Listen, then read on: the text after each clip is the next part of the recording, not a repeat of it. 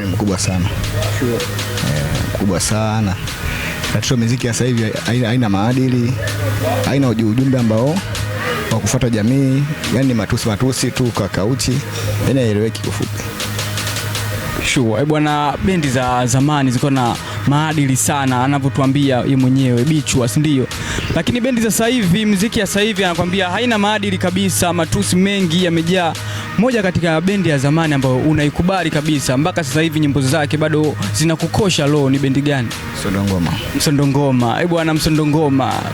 Moja kati ya bendi maarufu zaidi Tanzania ni Msondongoma, ambayo mpaka sasa ipo, lakini japo kwa uchache sana na isikiki sana, lakini ipo. Je, sasa hivi unaishi na ngoma za Msondongoma, mashairi yake? Moja kati ya shairi ambalo huwezi kulisahau la Msondongoma.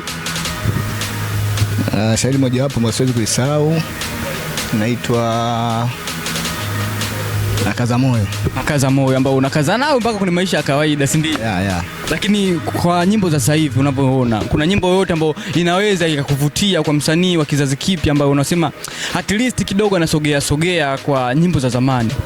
Kuna hata mmoja? Hakuna hata mmoja. Bwana, kwenye comment hapo wewe utatuandikia, je, kuna msanii gani wa kizazi cha sasa ambayo kidogo nyimbo zake zinaenda na za zamani kidogo, maadili kila kitu? Mzee anakuambia hakuna, yeye aoni kabisa. Sure kabisa.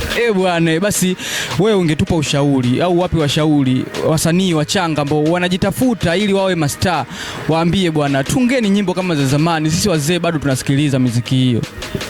Hakuna cha ushauri, sababu wenyewe washakwambia muziki wa taifa singeli. Sasa utamshauri vipi mtu hapo? Bwana, muziki wa sasa ni singeli wa taifa, anakuambia Bichwa. Tutakutana tukionana, Shaka Boy, Gaddafi wa mitano baby. Bwana, maelekezo hatuna sisi. Tunataka tu Bichwa awasalimie watu, wakaribishe biashara yake. By the way, tupo ofisini kwake kama mlikuwa mjui. Sasa Bichwa yeye atawakaribisha watu namna hiyo.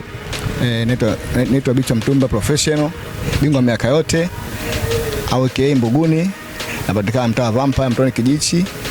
Biashara zangu mimi ni fundi umeme, vingamuzi, simu, pia ni dalali. Bwana, wote mnakaribishwa. Mkishafika Mtoni Kijichi, mtaa Vampire, basi uliza tu Akili Special Bichwa la Mtumba, mambo kama hayo. Bwana, hii ni Chako TV, nyuma ya kamera ni bidada Batuli, mimi namrusha tu. Tutakutana tukionana.